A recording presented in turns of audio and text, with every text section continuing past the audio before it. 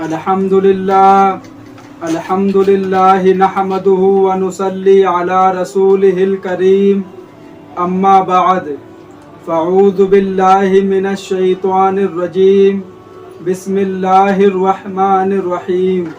اللہ تعالیٰ سے دعا ہے اللہ تعالیٰ صحیح طریقے سے بات کہنے کی، سننے کی، سمجھنے کی، پھر اس پہ ہم سب کو عمل کرنے کی توفیق عطا فرمائے۔ جمعہ کا دن گناہوں کی معافی کا دن ہے۔ رسول اللہ صلی اللہ علیہ وسلم نے فرمایا، جو شخص جمعہ کے دن غسل کرے اور خوب اچھی طرح پاکی حاصل کرے اور تیل استعمال کرے یا گھر میں خوشبو میسر ہو تو استعمال کرے، پھر نماز جمعہ کے لیے نکلے اور مسجد میں پہنچ کر دو آدمیوں کے درمیان نہ گھسے، پھر جتنی ہو سکے نفل نماز پڑھے، اور جب امام خطبہ شروع کرے تو خاموشی سے سنتا رہے، تو اس کے اس جمعہ سے لے کر دوسرے جمعہ تک کے سارے گناہ معاف کر دیے جاتے ہیں۔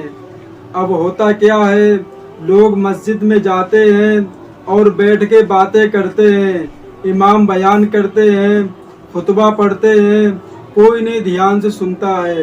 بہت سے لوگ ایسے ہوتے ہیں جو مسجد میں بیٹھ کے موبائل چلاتے ہیں اور خطبہ پہ دھیان بالکل بھی نہیں دیتے ہیں، اور جو لوگ چپ چاپ سے خطبہ سنتے ہیں وہ لوگ یہ غلطی کر بیٹھتے ہیں کہ جو باتیں کر رہا ہے اس کو سمجھانے لگتے ہیں، تو اس لیے ان کا بھی خراب ہو جاتا ہے۔ جو خطبہ سنتے رہتے ہیں دھیان سے، ایسا نہیں کرنا چاہیے۔ میں آپ کو ایک مثال دیتا ہوں، اس سے آپ کو یہ بات سمجھ میں آئے گی۔ 3 آدمی نماز پڑھ رہے تھے، ایک آدمی نے نماز میں بول دیا، دوسرا آدمی بولا نماز میں نہیں بولنا چاہیے، اب دونوں کی نماز خراب ہو گئی۔ تیسرا آدمی بولا اللہ کا شکر ہے میں نے نماز میں نہیں بولا۔ اب آپ بتائیے، جو تیسرے انسان نے یہ بات بولی ہے کہ اللہ کا شکر ہے میں نماز میں نہیں بولا، اس کی نماز ٹوٹی یا نہیں ٹوٹی؟ اس کی بھی نماز ٹوٹ گئی، اس کی بھی نماز خراب ہو گئی۔ یہی حال خطبہ کا ہے، جو انسان جو کام کر رہا اس کو آپ کرنے دیجئے، آپ اپنا دھیان خطبے کے اوپر لگائیے، ایسا نہ ہو کہ اس کے چکر میں آپ کو بھی ثواب نہ ملے جو ثواب خطبہ سننے سے ہم لوگوں کو ملتا ہے۔ ہاں، آپ اس کو نماز سے پہلے بتا دیجئے، پہلے بات تو بتانے کی ضرورت ہوتی نہیں ہے، مسلمان کو ان باتوں کا علم پہلے ہی سے ہوتا ہے کہ نماز میں باتیں نہیں کرنی ہے۔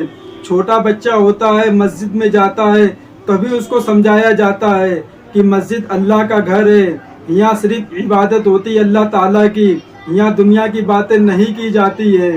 یہ بات تو مسلمان کو بتانی نہیں ہوتی ہے، اس کو پہلے سے معلوم ہوتا ہے، جب وہ پیدا ہوتا ہے، تھوڑا سا بڑا ہوتا ہے تبھی اس کو پتہ چل جاتا ہے کہ مسجد میں دنیا کی باتیں نہیں کی جاتی ہیں۔ پھر بھی ہم لوگ مسجد میں جاتے ہیں، دیکھتے ہیں بہت سے ہمارے بھائی حضرات لوگ موبائل چلاتے ہیں اور باتیں کرتے ہیں، اور جو ان کے پاس بیٹھے ہوئے ہوتے ہیں تو ان کا بھی دماغ من نہیں لگتا خطبہ سننے میں، ان کو بھی شیطان بھڑکاتا ہے، وہ بھی پھر باتیں کرنا شروع کر دیتے ہیں، وہ بھی موبائل چلانا شروع کر دیتے ہیں، اور جو ثواب ملنا چاہیے اس ثواب سے محروم ہو جاتے ہیں۔ اور دوسری بات یہ ہے، جب انسان مسجد میں جاتا ہے وہ لیٹ پہنچتا ہے، 2 آدمی بیٹھے ہوئے ہوتے ہیں، اس کے بیچ میں گھس کے بیٹھتا ہے، اور جو پہلے سے بیٹھے ہوئے ہیں ان کو تکلیف ہوتی ہے، ان کو غصہ آتا ہے، پر وہ بول نہیں سکتے ہیں، اس کے مارے لوگ کہیں گے کہ آپ مسجد میں بیٹھے ہوئے آپ غصہ کر رہے ہو، آپ ہم پہ میرے اوپر چلا رہے ہو۔ انسان کچھ بول بھی نہیں سکتا ہے۔ یہ خود انسان کو سوچنا چاہیے کہ جب 2 آدمی بیٹھے ہوئے ہیں تو ہم اس کے بیچ میں کیوں گھسیں؟ جب نماز کھڑی ہوگی، آدمی لوگ کھڑے ہوں گے تو جگہ وہاں پہ ہوگی تو ہم کھڑے ہو جائیں گے، نہیں تو آپ پیچھے بیٹھ کے انتظار کریں، کسی کو مت ہٹائیں۔ آپ نے تو ہٹا دیا، آپ کو اس کے دل کا حال پتہ ہے، اس کے دل میں کیا چل رہا آپ کے بارے میں۔ کبھی کبھی ایسا ہوتا ہے جگہ تھوڑی سی ہوتی ہے اور آدمی وہاں پہ گھس جاتے ہیں، اور جب نماز کے لیے کھڑے ہوتے ہیں تو ہاتھ بالکل چپک جاتے ہیں، سجدہ ٹھیک سے نہیں ہوتا ہے، صحیح سے بیٹھ نہیں پاتے ہیں، تو انسان کا پورا دماغ اسی میں لگا رہتا ہے اور نماز صحیح سے نہیں پڑھ پاتا ہے۔ آپ کو جگہ نہیں مل رہی آپ بعد میں نماز پڑھ لیں. جہاں پہ بڑی بڑی مسجدیں ہوتی ہیں وہاں دوبارہ نماز پڑھائی جاتی ہے جہاں پہ زیادہ رش ہوتا ہے. اس لیے کسی کی نماز خراب نہ ہو, کہیں سڑک پہ نماز نہ پڑھیں, اس لیے دوبارہ نماز کی جاتی ہے. پھر بھی انسان سوچتا ہے کہ چلو جلدی سے نماز پڑھ کے بھاگیں, صرف 2 رکعت نماز تو پڑھنی ہے, باقی تو کچھ بھی نہیں کرنا ہے, صرف 2 رکعت تو نماز پڑھنی ہے. اللہ تعالیٰ ان سب باتوں پہ ہم سب کو عمل کرنے کی توفیق عطا فرمائے.